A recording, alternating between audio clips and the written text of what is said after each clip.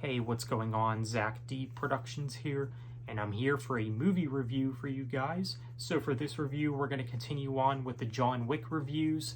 So for this review, we're going to review John Wick Chapter 2 from 2017. As you can see, I have it on DVD right here. I also have the movie on Blu-ray. Really nice slipcover too. There you have it. So, I actually think that this movie is the weakest among all the John Wick films that we've gotten so far. And I know I'm not alone on that either, because I know that other fans of John Wick say the same thing, that this is the weakest among all the John Wick films that we've gotten so far. It's definitely a step down from the first film, at least in my opinion. But even with saying that, I still think that this movie is very solid. It's still a great movie.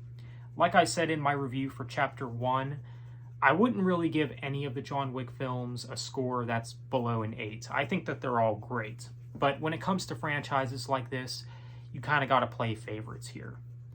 So I do think that Chapter 2 is the weakest among all the John Wick films. But again, with saying that, I still think the film is solid. Still worth checking out for sure. And the movie is definitely different as far as tone. I mean, it definitely has a different tone when comparing this movie to the first film. It feels darker to some extent, and maybe that has a lot to do with more people actually wanting to kill John Wick in this movie. I mean, he's definitely wanted by many, and the kill scenes in this movie, they definitely stand out. This is, after all, the movie with the pencil scene when John Wick takes someone out with a pencil, which is just very brutal. It's really intense. The kill scenes in this movie are definitely more intense. They definitely amped that up, especially the kill scenes in particular. This movie is definitely a lot more brutal than the first film, and that's how the sequels have been. It does seem like the sequels are definitely a lot more brutal than the scenes were in the first film. And I think, Keanu Reeves being back as John Wick for this movie, he's really given it his all. He's really given it his best in this movie. I do think that his performance has been a step up from each movie. Now, I still have to see the fourth one, which I will very soon here in theaters, so yeah. But it does seem like each John Wick movie that comes out, his performance just gets better and better, which I have to applaud Keanu Reeves for that. He is a great actor and also one of my favorite actors. And the characters in this movie are pretty memorable as well, especially the deaf girl, and the fight scene with her and John Wick is definitely a standout in this movie as well.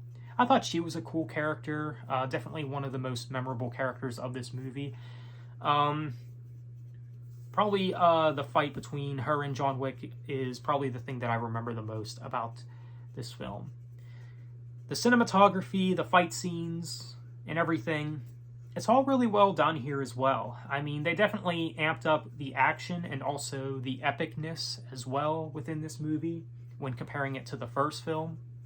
But even with saying all that, I still think the first film is slightly better, but it's not much better. So with that said, if I were to give this movie a score, I would have to give it an 8.5 out of 10. It's still a really great movie, even though I do think it's the weakest among all the films. If you like the first film and haven't checked out this one, or really any of the sequels, definitely check out this one. It's definitely great. So let me know what you think of John Wick Chapter 2. I think it's a great film.